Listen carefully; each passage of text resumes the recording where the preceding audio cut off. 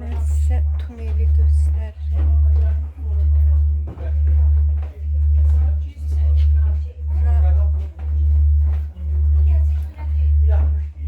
Bunlar şehitlerdi. Boşnak şehitləridir. Allah hamısına rəhmət eləsin, nur içində yatsınlar bütün şəhidlərimiz.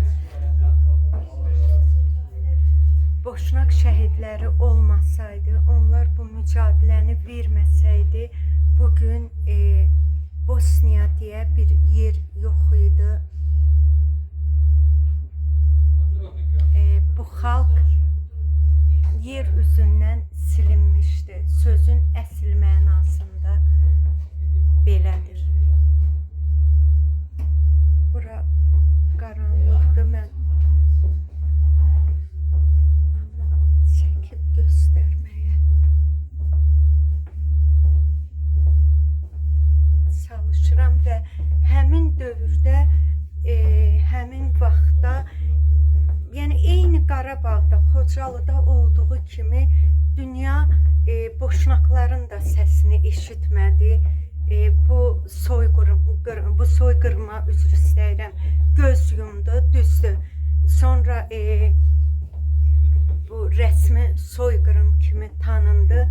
Amma həmin dövrdə bu qədər çox şəhidlər verən, acılıqdan, susuzluqdan ölən, təsəvvür edin, ötən videomda da dedim, dörd tərəfdən, dağlardan Bosniyalılar, Boşnaqlar mühasirədə olublar. Təsəvvür edin, bir qurtum su da içmək imkanları olmayıb, yəni gedib götürmək, hardansa yeyəcək, içəcək tapmaq. Yalnız bu ümid tuneli, bu dar, qaranlıq ümid tuneli qazıldıqdan təsəvvür edin, bu hansı əziyyətlərlə başa gəlib. Ondan sonra hava limanı yaxınlığına çıxış əldə etdilər və belə deyim, ümid tuneli Boşnaqların xilası oldu. Əslində mən burada həm filmə baxanda, həm bura gələndə eyni Xocalıda baş verənləri, Qarabağda baş verənləri xatırladım. Gerçəkdən də insan özünü, bilmirəm bu hiss etdiklərimi necə anladım, amma bir şey deyə bilərəm ki, Boşnaqların bir çıxış yolu oldu. Bu kiçik tunel Boşnaqların çıxış yolu oldu. Təəssüf ki, Xocalıların bir ümid tuneli olmadı. Amma bu günlərimizə çox şükür ki, bugün Xocalılar öz yurdlarındadır, öz evlərindədir. Bütün şəhidlərimizin, Xocalı şəhidlərinin də ruhu şad olsun.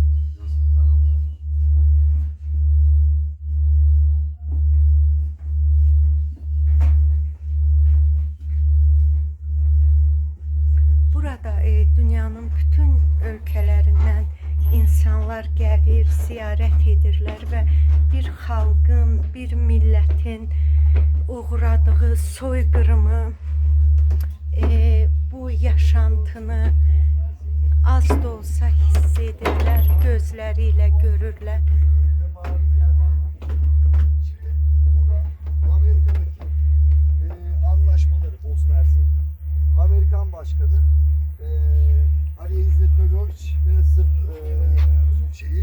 Cumhurbaşkanı ile imzalanmış anlaşma. Yalnız maalesef şöyle bir şey oluyor.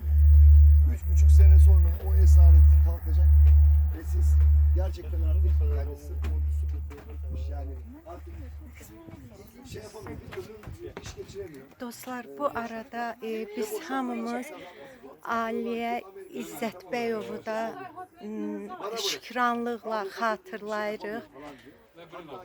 Ruhuna böyük hörmət və ehtiramla Suriye bir katliam